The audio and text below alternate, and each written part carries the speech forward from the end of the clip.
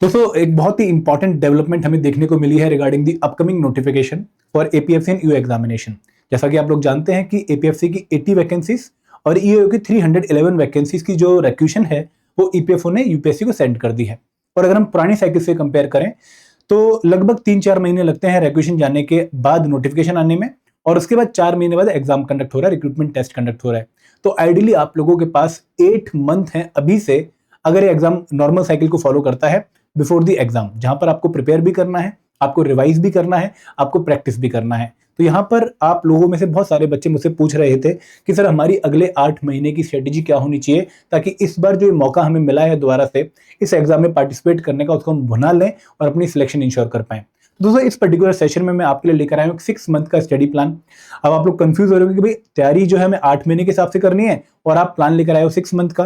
देखो मैं 6 मंथ का स्टडी प्लान इसलिए लेकर आया हूँ कि भाई आप लोग सिलेबस को अच्छे से प्रिपेयर करके उसके ऊपर कमांड स्टेब्लिश कर लो विद इन 6 मंथ। अगले 6 महीने में आप सिलेबस कंप्लीट कर लो हर एक कंपोनेंट का और अपनी कमांड मजबूत कर लो हर एक कंपोनेंट में। एक बार पूरे सिलेबस टॉपिक्स को गो थ्रू कर लो, उनको रिवाइज कर लो एक बार, और फिर जो 2 महीने आपके पास बचेंगे after 6 month before the exam, अगर 8 महीने टाइम हमें मिला है नोटिफिकेशन से पहले, सॉरी एग्जाम से पहले, तो वहां पर आप 2 महीने में रिवीजन और प्रैक्टिस करके अपने आप को और तराश लो, अपने आप को और मजबूत कर लो और दूसरों से एक अच्छा एडवांटेज ले लो। तो यहाँ पर प्लान भले ही 6 मंथ स्टडी प्लान है, बट आप लोगों ने इसमें ऐड कर लेने हैं 2 month for revision and practice. ठीक है, अब आगे बढ़ने से पहले मैं आप लोगों को एक और चीज बताना चाहूंगा कि अगर आप में से कोई बच्चा न्यू है इस पर्टिकुलर एग्जाम प्रिपरेशन में और बहुत सारी इंफॉर्मेशन उसको चाहिए रिगार्डिंग एग्जाम की, भाई एलिजिबिलिटी क्या होती है, ये ईपीएफओ क्या है, ये एपीएफसी पोस्ट क्या है, हमारी वर्क प्रोफाइल क्या होगी, प्रमोशंस कैसे होंगी, सैलरी क्या होगी और डिकोडेड सिलेबस क्या है, और सबसे इंपॉर्टेंट कि भाई सॉल्व पीवाईक्यूज कहां से मिलेंगे पिछले सालों के, तो वो सब हम आपको एक गाइड बुक की फॉर्म में प्रोवाइड कर रहे हैं।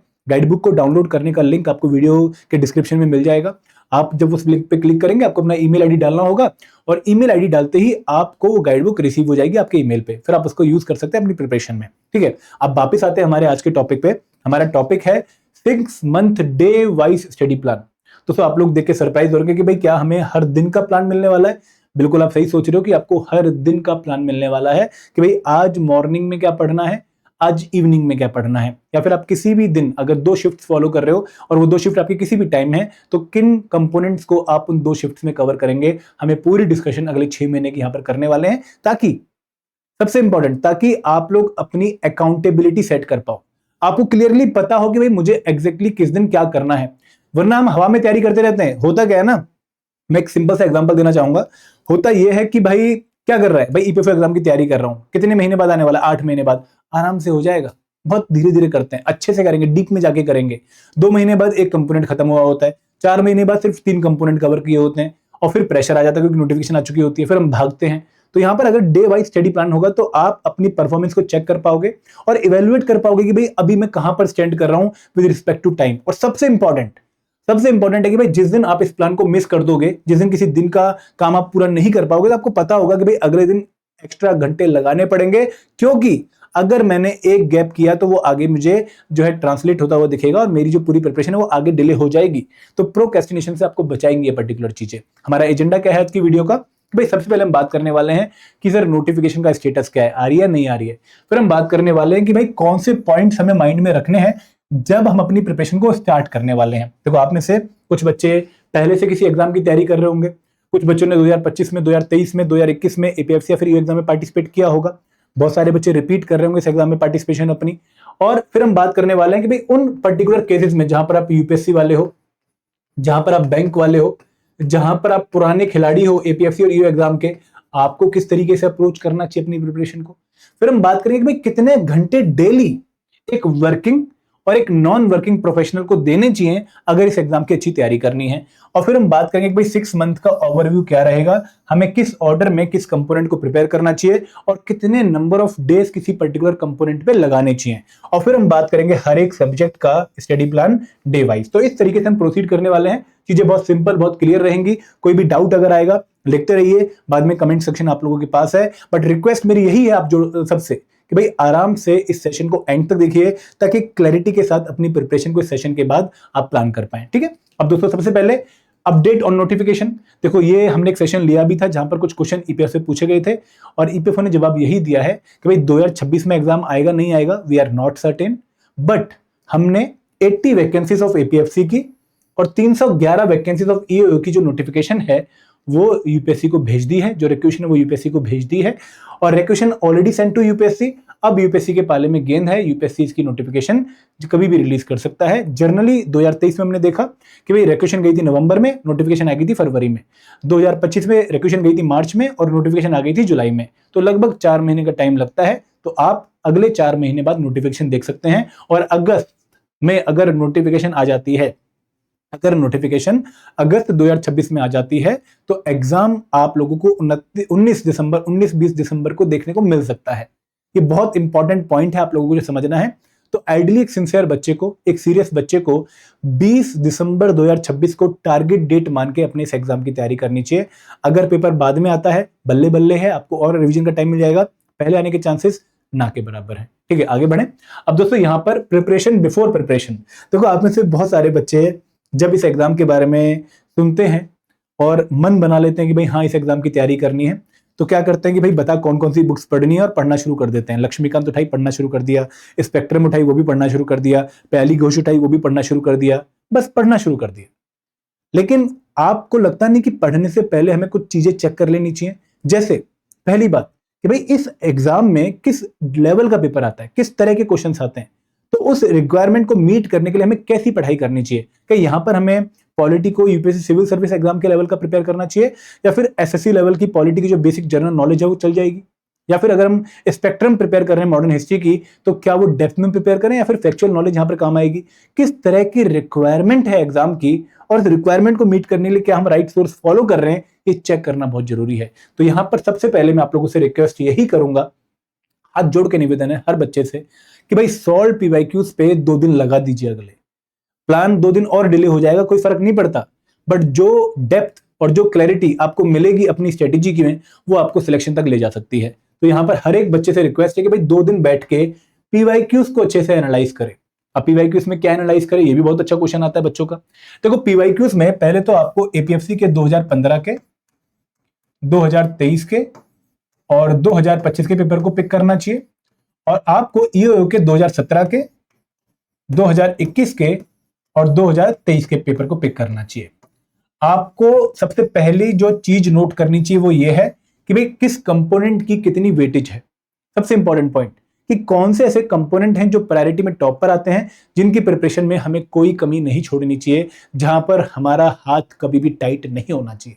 ये सबसे इंपॉर्टेंट चीज है। पहली बात वेटेज ऑफ डिफरेंट कंपोनेंट, ये बहुत इंपॉर्टेंट पॉइंट है दोस्तों। हम बार बार गलती करते हैं कि हम गलत जगह पे टाइम लगाते रहते हैं और इंपॉर्टेंट एरियाज हम मिस कर देते हैं। पहला पॉइंट क्लियर हो गया। सेकंड चीज ये देखनी है कि भाई हर कंपोनेंट में, कंपोनेंट वाइज हर कंपोनेंट में किस डिफिकल्टी लेवल के क्वेश्चन आ रहे हैं और किस टाइप के क्वेश्चन आ रहे हैं, डिफिकल्टी लेवल एंड टाइप। और तीसरा सबसे इंपॉर्टेंट पॉइंट, किस नेचर के क्वेश्चन आ रहे हैं। अब यहां पर मैं एक्सप्लेन करना चाहूंगा आप लोगों को चीजों को। डिफिकल्टी लेवल कि भाई टफ क्वेश्चन आ रहे हैं, इजी क्वेश्चन आ रहे हैं, मॉडरेट क्वेश्चन आ रहे हैं, ये कैसे जज होता है। भाई अगर मान लो किसी ने यूपीएससी की तैयारी कर रखी है, पॉलिटी पढ़ रखी है, सॉल्व करके देख ले भैया, अगर सॉल्व हो रहे हैं क्वेश्चन तो फिर तो इजी है, तूने पढ़ रखा है। अगर नहीं सॉल्व हो रहे तो मतलब मेहनत करनी पड़ेगी। दूसरी बात, एक ट्रेंड पता लग जाता है कि भाई हाँ क्वेश्चन का लेवल टाइट होता जा रहा है। दूसरी चीज टाइप ऑफ क्वेश्चन। टाइप का मतलब क्या है कि भाई one liner straightforward question आ रहे हैं, या फिर मल्टीपल स्टेटमेंट बेस्ड क्वेश्चन आ रहे हैं, या फिर fill in the blanks type के क्वेश्चन आ रहे हैं, या फिर मैच द फॉलोइंग आ रहे हैं, क्रोनोलॉजी बेस्ड क्वेश्चन आ रहे हैं, फिर अदर्सन रीजन वाले क्वेश्चन आ रहे हैं, किस तरह के क्वेश्चन आ रहे हैं।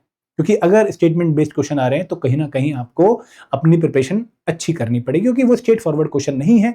वहां पर आपको कंसेप्ट की क्लैरिटी होनी बहुत जरूरी होती है, तभी जाकर आप सारी स्टेटमेंट्स को राइट या रॉन्ग चेक कर पाते हैं। तीसरा है नेचर ऑफ क्वेश्चन, कि क्या क्वेश्चन फैक्चुअल आ रहे हैं या क्वेश्चन कंसेप्चुअल आ रहे हैं, क्या दिमाग लगाना पड़ेगा या फिर रट्टा मारना पड़ेगा। अगेन ये चीजें यहाँ पे जज करनी बहुत जरूरी है, ताकि आप हर एक कंपोनेंट को उसी तरीके से प्रिपेयर करो जैसा कि एग्जाम में उसकी रिक्वायरमेंट होल्ड करती है। क्लियर है। और दोस्तों last but not the least, आप इनमें एक चीज और चेक करो कि ट्रेंड क्या जा रहा है। ट्रेंड मतलब क्या चीजें मॉडिफाई होती जा रही हैं, क्या किसी और एग्जाम का इंपैक्ट हमें यहाँ पर देखने को मिल रहा है, ये चीज चेक करनी बहुत जरूरी है। तो ये एक बार एक्सरसाइज हर किसी की तरफ से जो है लाजमी है, तभी जाकर आप अपनी प्रिपरेशन को सही डायरेक्शन में लेकर जा पाएंगे। फिर दोस्तों एक डाउट ये आता है कि सर क्या हम नोट्स बनाएं। बहुत अच्छा क्वेश्चन है। देखो बहुत सिंसियरिटी के साथ, बहुत ऑनेस्टी के साथ मैं आपको बताना चाहूंगा कि जितने भी टॉपर्स हमें मिलते हैं ना, नोट्स बनाते हैं।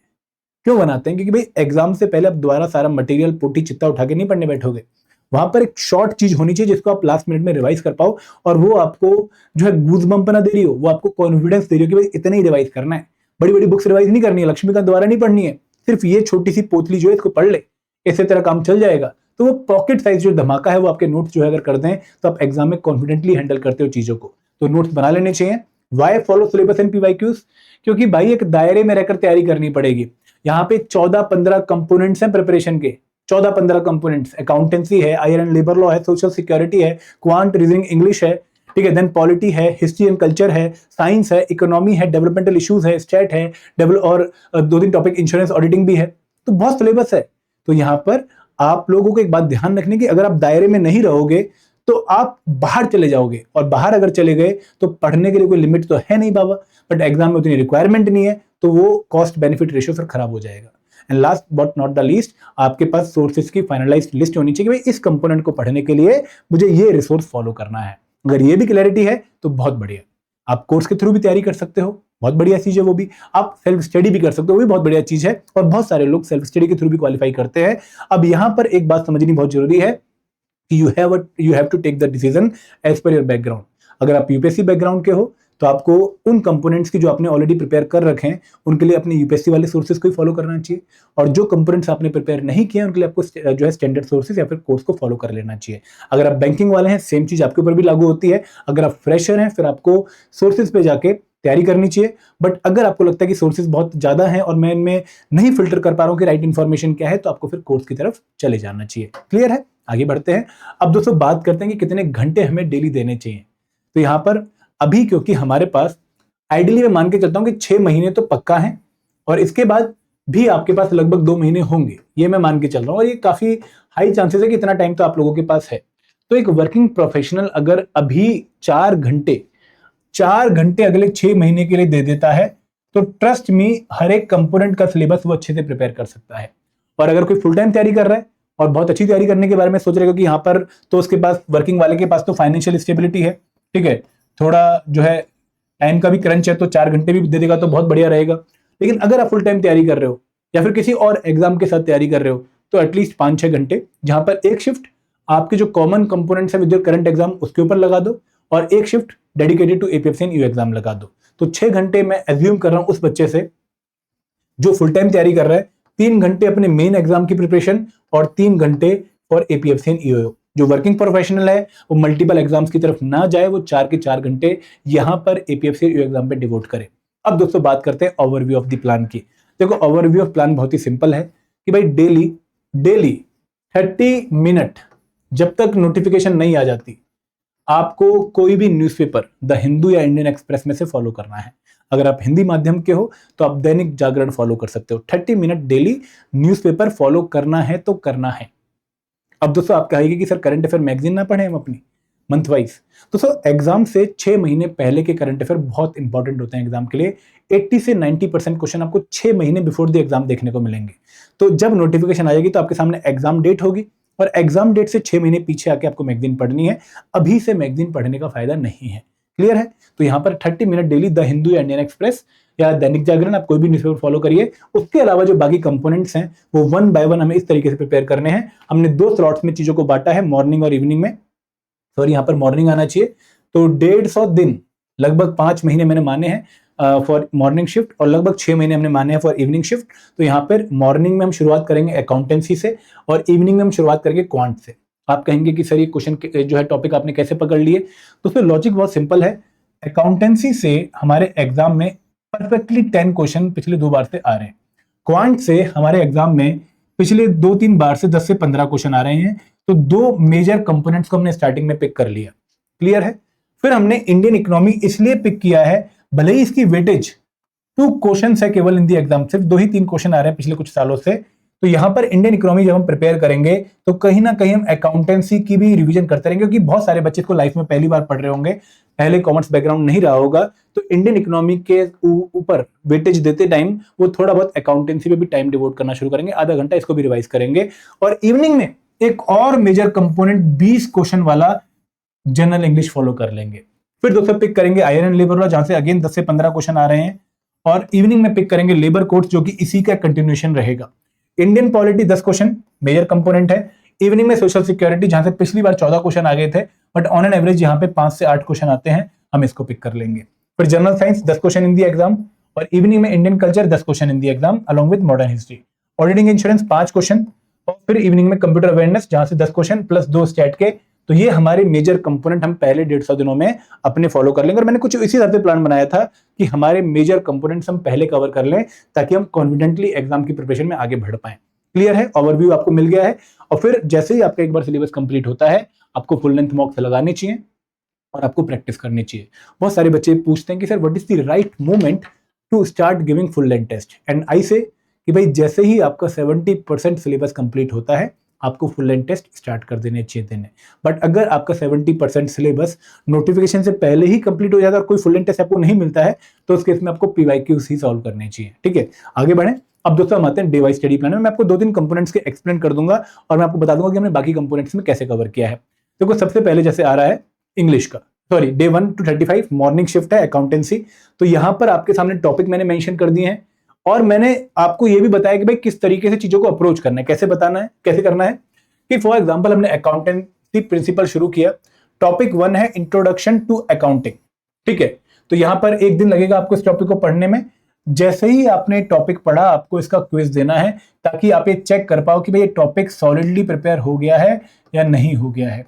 आपने सेकंड टॉपिक पढ़ा थ्योरी बेस ऑफ अकाउंटिंग, थोड़ा बड़ा टॉपिक है, 2 दिन लगेंगे, लगभग 6-7 घंटे लगेंगे। तो यहां पर अगेन आपने क्विज देना है टू चेक कि भाई सही से प्रिपेयर हो गया है नहीं हो गया है। फिर रिकॉर्डिंग ट्रांजैक्शन पार्ट 1 पार्ट 2 बड़ा चैप्टर है, लगभग 4 दिन लगेंगे, और यहां पर भी आपने क्विज देना है। और जब आप ये 3 चैप्टर कंप्लीट कर लेंगे, क्योंकि आपने 7 दिन लगातार अकाउंट्स पढ़ लिया है 3 घंटे डेली, तो फिर जो 3 घंटे डेली 7 दिन में पढ़ा है उसको रिवाइज करने का भी टाइम आपको चाहिए। तो यहाँ पे रिवीजन हमने बीच बीच में इंक्लूड करी है। तो इस तरीके से मैंने आपको टॉपिक वाइज बताया कि भाई कौन से टॉपिक को किस दिन में कितने दिनों में कवर करना है, उसके साथ उसकी प्रैक्टिस भी करनी है और फिर उसकी रिविजन भी करनी है। तो इस तरीके से आपको हर एक कंपोनेंट का प्लान दिया जाएगा। और दोस्तों ये बोला गया कि भाई जैसे आपका कंपोनेंट कंप्लीट होता है, आपको उसको एक बार जल्दी से क्विकली जो फैक्चुअल इन्फॉर्मेशन है, फिर जो नोट्स आपने बनाए हैं, उनको लास्ट में रिवाइज कर लो और एक छोटा test in the form of all PYQs जो पुराने पेपर्स में आए हैं उनको सॉल्व करके आप दे दो, ताकि आप इस कंपोनेंट को बहुत अच्छे से कंप्लीट करके आगे बढ़ो।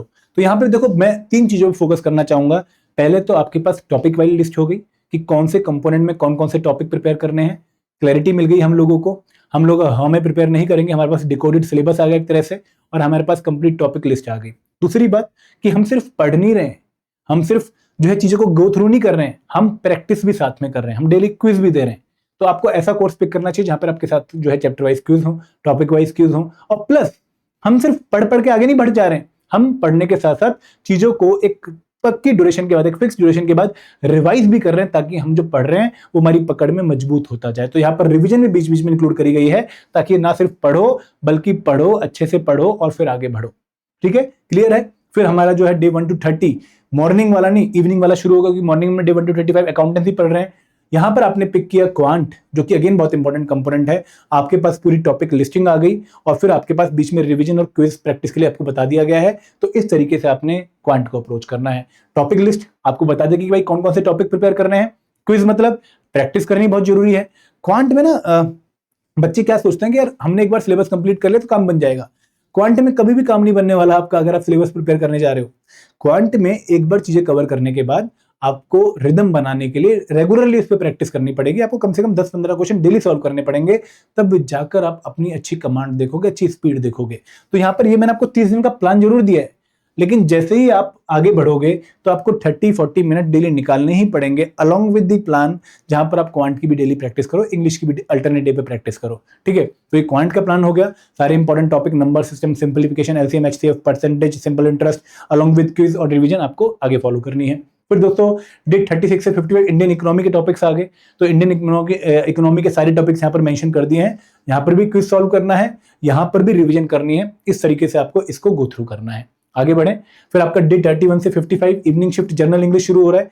इंग्लिश में अगेन टॉपिक आपके सामने है, यहाँ पे भी सारे टॉपिक्स हैं, इनको आपको प्रिपेयर करना है। देखो कुछ बच्चे बोलेंगे कि सर पीवाईक्यूज देख के तो हमें पता लगा था कि ग्रामर कम आती है, वोकैबुलरी ज्यादा आती है। दोस्तों ये बिल्कुल सही पॉइंट है कि भाई वोकैबुलरी जो है ज्यादा आती है, ग्रामर कम आती है।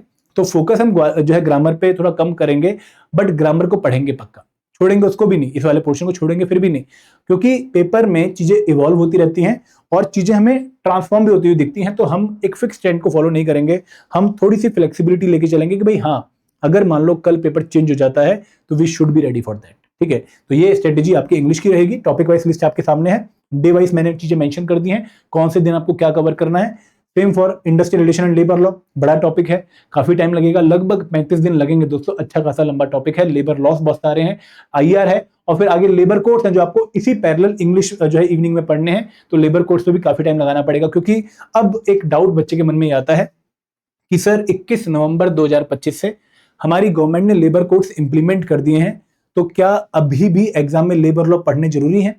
तो सर मैं ये कहूंगा कि गवर्नमेंट ने लेबर कोड्स इंप्लीमेंट जरूर किए, बट गवर्नमेंट ने रेगुलेशन में ये भी लिखा था कि जब तक लेबर कोड्स को हम पूरी तरीके से इंप्लीमेंट नहीं कर देते, हम लेबर लॉस को रिपील नहीं करेंगे।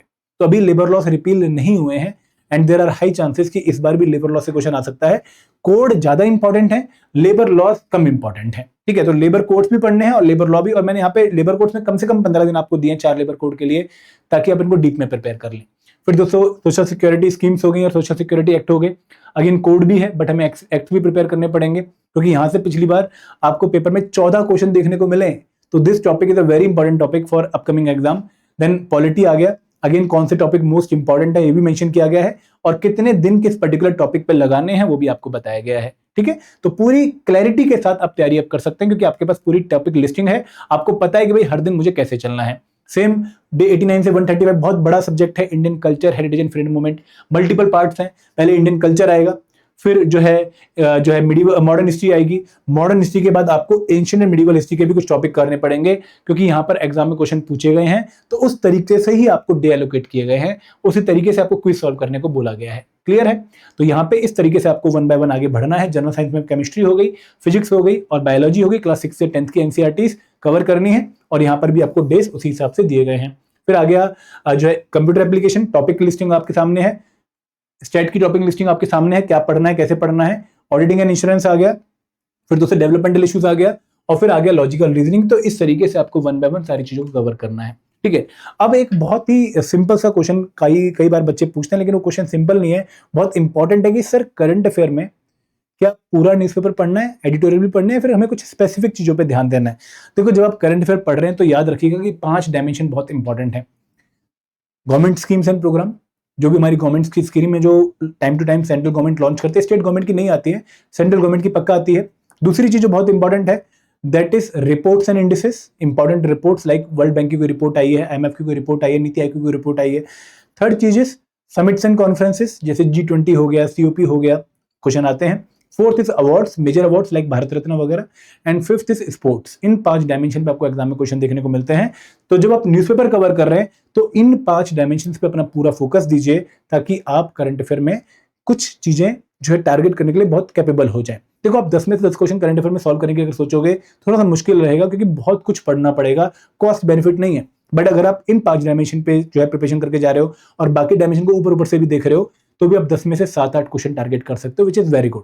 पिछली बार 14 क्वेश्चन आए थे करंट अफेयर के, तो ये काफी अच्छा नंबर था, और बच्चों ने 10-12 क्वेश्चन किए हैं, क्योंकि क्वेश्चन टफ नहीं थे, डायमेंशन फिक्स थी, तो बच्चों ने अच्छा स्कोर किया, तो आप भी स्कोर कर सकते हैं। तो this is regarding the study plan. मैं यही कहूंगा कि इस प्लान को फॉलो करने के बाद, डेडिकेटेडली फॉलो करने के बाद, आपको रिवीजन एंड प्रैक्टिस पे कूद जाना है। आप जो पढ़ चुके हैं उनमें से जो मेजर कंपोनेंट्स हैं, मैं दोबारा बताना चाहूंगा, English, IR and labour law, accountancy, quant, उसके बाद 4 और computer application, science, history and polity. इनको आपको बार बार रिवाइज करना है, और इनकी 2 रिवीजन के बीच में अगर आप एक रिवीजन छोटे कंपोनेंट्स की कर लें, लाइक इंश्योरेंस, डेवलपमेंटल इश्यूज, तो आप एग्जाम के लिए खुद को रेडी कर पाएंगे। Practice is the key. Why? Because इतना सारा सिलेबस हर टाइम पे रिवाइज करते रहना, उनको दिमाग में रखना इज वेरी डिफिकल्ट। आप जो है पैसिव रीडिंग के थ्रू एक अच्छी लेवल पे इंप्रूवमेंट नहीं कर पाएंगे, आपको कहीं ना कहीं एक्टिव रिकॉल यानी कि क्विज देके जो है रिवीजन करने की स्ट्रेटेजी को बाद में फॉलो करना चाहिए।